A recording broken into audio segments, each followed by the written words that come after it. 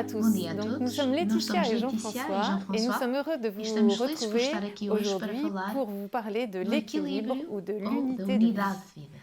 Quand nous nous Quando sommes mariés, casamos, nous a nossa avions intenção l'intention d'avoir era ter une uma vie vida très muito équilibrée equilibrada entre toutes em les todas as suas facettes de nos vertentes. existences. Alors, à A commencer par começar pelo notre couple, casal, bien claro, sûr, mais aussi mas notre também o nosso boulot ou la façon trabalho, ou no d'exercer modo nos como talents. exercemos os nossos talentos, Ouais, as et puis les amis, crianças ou os important. amigos, importante, a Mais paróquia, la vie a aussi vida politique de política, la ville, uma alimentação equilibrada, sans sem oublier de se esquecer a former. formação e a cultura. O O problema é que também temos de cuidar dos dos nossos pais que estão a envelhecer e temos muitos afilhados. Pois é, missão impossível. De cada vez que conseguimos equilibrar um aspecto, outro piorava por causa das dificuldades da vida. E sentíamos-nos interpelados porque víamos que alguns amigos, perante as dificuldades da vida, pareciam mais serenos, mais flexíveis.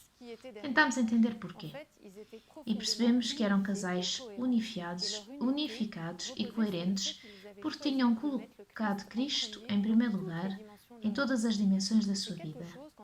Era algo que julgávamos ter feito, mas descobrimos, com a ajuda do Espírito Santo, que parecíamos o casal católico perfeito, mas estávamos perfeitamente fechados. Então decidimos que tentaríamos cada vez mais colocar Cristo em primeiro lugar em todas as dimensões da nossa vida. E aí, podemos garantir, passamos de 2 dimensões para 3 dimensões em matéria de vida e alegria. E é desta unidade de vida, que é um caminho, nós ainda hoje estamos a caminhar, que gostaríamos de falar hoje. Em primeiro lugar, vendo como ordenar a nossa vida, como definir prioridades. E também observando os caminhos sobre os quais nos podemos perder, os ídolos. E, finalmente, colocando-nos sobre a luz do Espírito Santo, que nos conduzirá nas nossas escolhas e nos permitirá exercer a nossa liberdade. Então, ordenar a nossa vida. Vamos começar imediatamente com um exercício concreto. Vou dar-vos 5 categorias. Convido-vos individualmente a ordená-las, segundo as vossas prioridades, e depois a compará-las com o vosso cônjuge. Estas categorias são Deus, o meu trabalho, eu próprio, os filhos e o casal. Coloquem o vídeo em pausa durante 3 minutos para fazer este exercício. Até já! Em primeiro, Deus. Jesus diz, sem mim nada podeis fazer. É claro, mesmo Jesus baseou a sua vida sobre a oração. E isso implica agendar esse tempo, senão não será possível. Em segundo lugar, eu próprio. Cuidar bem de si próprio. Para poder amar é necessário ter-se recebido do Pai. É necessário termos o nosso reservatório de amor cheio. Cuidar de si para amar os outros. Como podemos dar se não tivermos recebido? Em particular, se não nos tivermos recebido do Pai. É importante eu perceber de que necessito em termos de sono, de silêncio, de organização, para me tornar disponível e amar os outros. Em terceiro, o casal. O casal constrói-se no tempo. E aqui também é necessário agendar os tempos em casal ou uma saída a dois ao longo do ano. Em quarto lugar, os filhos. Eles também necessitam de cuidados específicos e, em particular, necessitam de se sentir amados.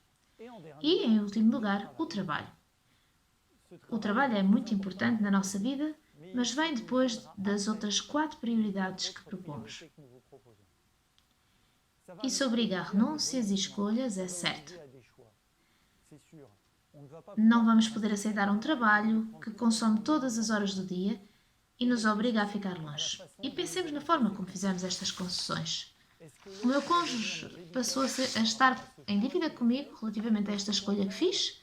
Ou foi por amor, por desejo verdadeiro de viver em casal, que eu fiz esta escolha que me permite viver em paz esta dinâmica? Mesmo que tenhamos escolhido colocar o Senhor em primeiro lugar nas nossas vidas, nos pormenores das nossas vidas, frequentemente não é tão simples assim. Por exemplo, eu desejo entregar a minha vida ao Senhor, mas tenho dificuldades em tirar 15 minutos no meu dia para rezar, algo que não é muito coerente. De facto, nós voltamos-nos frequentemente para outros deuses, os ídolos, quer sejam ídolos do mundo, quer ídolos mais pessoais. Então, nesta segunda parte, vamos ver estes caminhos desviantes, estes ídolos.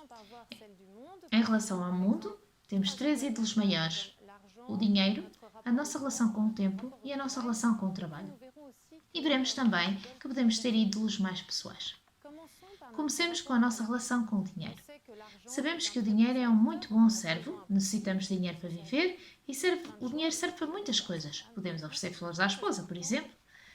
Mas o dinheiro é um péssimo mestre e nós colocamos frequentemente a nossa confiança mais na carteira do que no Senhor. Nós sabemos, Cristo diz-nos, não podemos servir a dois senhores.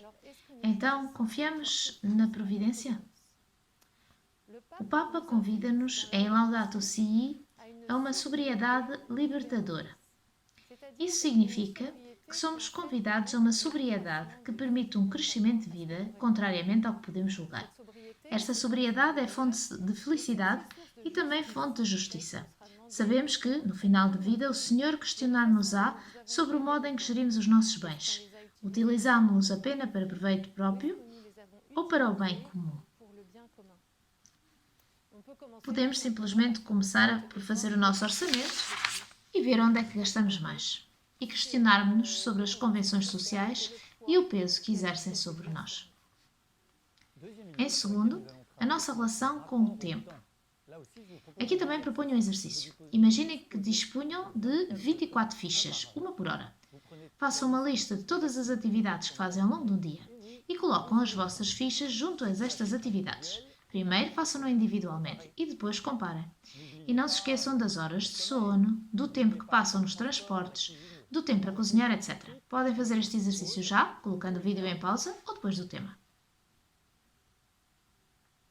O que é importante entender é que estamos todos em pé de igualdade. O Senhor deu-nos a todos 24 horas por dia. Eu tenho a sorte de pertencer a uma capelania hospitalar e visito doentes que estão muito debilitados. O que me marca muito é que todos me dizem, quando pensam no que vão fazer depois do internamento, que vão mudar a forma como gastam o tempo. A doença permite-lhes tomar consciência que estão sujeitos à tirania do que é urgente, muitas vezes em detrimento do que é importante. E o que o seu desejo profundo é, verdadeiramente, passar mais tempo com os familiares, passar mais tempo a viver o presente, a contemplar, a libertar-se dessa tirania do ritmo acelerado e da eficácia no qual estamos todos envolvidos. Desejam entrar mais na gratuidade. A gratuidade na nossa família exprime-se na ternura, momentos gratuitos de desconcentração, para estarmos uns com os outros. O nosso desafio é fazer frutificar estas 24 fichas que nos foram dadas pelo Senhor. Terceiro ídolo, o trabalho. Que fique muito claro, o trabalho é bom e necessário. O homem e a mulher colaboram na obra de Deus através do seu trabalho. Aliás, estar desempregado é um drama. Dito isto, podemos estar ao serviço no trabalho ou estar à procura de uma certa imagem de nós próprios. Ou seja, servimos-nos a nós próprios. Nestes casos, o trabalho pode tornar-se um verdadeiro ídolo que pode afastar-nos de Deus e daqueles que nos estão próximos. Durante o tempo em que estive desempregado, pude dedicar o meu tempo a ver quanto dinheiro necessitávamos para que a nossa família vivesse. E assim, pude escolher um trabalho numa associação, onde recebia muito menos, mas que estava muito mais adequada àquilo que eu desejava fazer. É claro que já não tinha veículo de empresa ou leilões na bolsa, mas estava muito mais equilibrado e disponível para viver aquilo que eu desejava e o que desejávamos enquanto casal. Outro assunto importante, quando falamos do trabalho, é o do trabalho das mulheres. Estas encontram-se divididas entre o desejo legítimo de exercer o seu talento, sobretudo depois de longos anos de estudo, e a maternidade. Então, como estar verdadeiramente atentas dos nossos desejos profundos? Como não estar sujeitas à ditadura da sociedade? Isso necessita verdadeiramente de um diálogo frequente em casal, porque este assunto pode evoluir ao longo da vida. A este respeito, convidamos-vos a ver o vídeo extra sobre a carga mental das mães, mas a vê-lo em casal. E ídolos são também aqueles que nós próprios construímos. Podemos ter esquemas mentais, ideias construídas, ideais que gostaríamos de alcançar. Estes esquemas podem ser não saber dizer não a alguém, ter tanto medo da precariedade que consideramos absolutamente necessário ganhar muito dinheiro, ter um certo estatuto social estabelecido. Estes esquemas podem ser fruto de reflexões pessoais, mas também podem resultar de feridas, de dificuldades que enfrentamos na nossa vida. Frequentemente, a forma como lidamos com as feridas é adotando uma estratégia de sobrevivência. Quando era muito pequena, o meu pai faleceu e a minha mãe voltou a casar, e no seguimento desta grande ferida, adotei a estratégia da filha perfeita para merecer o amor. Consequentemente, vivia aterrorizada, porque, claro, não era perfeita, e, para mim, isso significava correr o risco de não ser amada. E tive de trabalhar muito sobre este aspecto. Graças a este trabalho, graças ao amor de Jean-François e de Jesus Cristo, a pouco e pouco aprendi a aceitar os meus limites e a libertar-me de todos estes medos. O Senhor é um GPS. Quaisquer tenham sido os caminhos desviantes que percorremos, podemos voltar sempre ao bom caminho. Cristo quer ajudar-nos a deixar estes falsos caminhos que, mais ou menos conscientemente, percorremos. Tenhamos a humildade de ver todos estes obstáculos e trabalhemos sobre este caminho de libertação. É uma prenda que oferecemos a nós próprios, ao nosso cônjuge, às crianças e ao mundo. Vimos então que é necessário ordenar a nossa vida, definir prioridades, escolher corretamente e evitar caminhos desviantes. Mas para termos esta visão clara, temos necessidade da luz do Espírito Santo. Então, como viver do Espírito Santo no cotidiano? Como exercer esta liberdade, isto é, escolher a escolha acertada? Para isso, a primeira resolução é escolher Cristo em primeiro lugar. Parece evidente, mas, para atingir este fim, é necessário escolher o bom caminho. Jesus diz-nos: Eu sou o caminho, a verdade e a vida. Ninguém vai ao Pai senão por mim. Então, queremos seguir Jesus? Trata-se de seguir uma pessoa? Conhecemos-la? Como é que crescemos no conhecimento e na união a Cristo? Quanto mais estivermos ligados a Ele, quanto mais cresceremos na unidade de vida. E seguir uma pessoa significa seguir alguém que nos pode surpreender. Significa aceitar deixar todas as nossas falsas seguranças, os ídolos de que falávamos, mas significa também aceitar deixar o conforto de uma vida instalada. Não permanecer sozinho. Os alpinistas de Irvusão, quando partimos para uma escalada em montanha, é melhor ter um bom guia para nos acompanhar. Nós dispomos de 2 guias. O primeiro é o Espírito Santo, que recebemos no batismo. É uma sorte tê-lo. Por vezes não o escutamos bem. Cada ato de fé, esperança e caridade que fazemos ajudar-nos-ão a ouvir melhor e a estar mais disponíveis ao Espírito Santo. Os outros acompanhantes são, claro, os nossos irmãos e irmãs em humanidade. A Igreja é especialista em humanidade e nós caminhamos na Igreja e com a Igreja. Não hesitemos em apoiar-nos nela.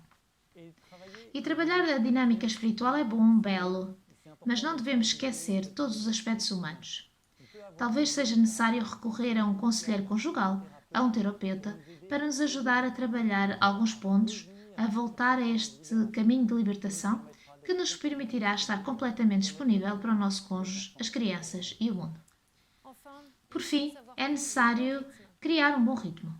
Ora, esse ritmo significa treinar todos os dias. Os atletas sabem muito bem que é melhor treinar todos os dias do que fazer um esforço enorme de uma vez. Isso significa exercer as virtudes todos os dias. Seguir a regra dos 3 P's. Pequenos passos possíveis. Temos de querer avançar resolutamente, mas fazendo pequenos passos, senão podemos ficar sem fôlego e desistir. Finalmente, fujamos da comparação. A comparação é um precipício, uma armadilha. Todos somos diferentes, os nossos casais são diferentes e não copiem qualquer outro casal, ainda que seja maravilhoso. Permaneçamos à escuta um do outro e à escuta do nosso casal. Finalmente, tentemos ter paciência. As grandes obras constroem-se com o tempo. Para concluir, propomos um tempo de oração. Obrigada, Senhor, por esta ascensão no amor a que nos chamas. Senhor, guia-nos através do Espírito Santo no caminho para a unidade de vida. Permite-nos distinguir entre a verdadeira felicidade e o conforto, essa ilusão de felicidade que o mundo propõe. Dá-nos o teu espírito de discernimento e de força para renunciar corajosamente aos ídolos deste mundo e dar-te o primeiro lugar nas nossas vidas. Ajuda-nos a crescer um com o outro na paciência e na doçura. Obrigado pelos irmãos e irmãs que colocas no nosso caminho e faz resplandecer sobre nós a tua luz para iluminar o mundo. Este foi o último tema deste percurso. Obrigada por terem acompanhado este vídeo. Encontrarão, como é habitual, diversas questões para refletir no tempo em casal. Se desejarem aprofundar o tema do dinheiro, aconselhamos o livro A Bolsa ou a Vida. Obrigada a todos e bom percurso.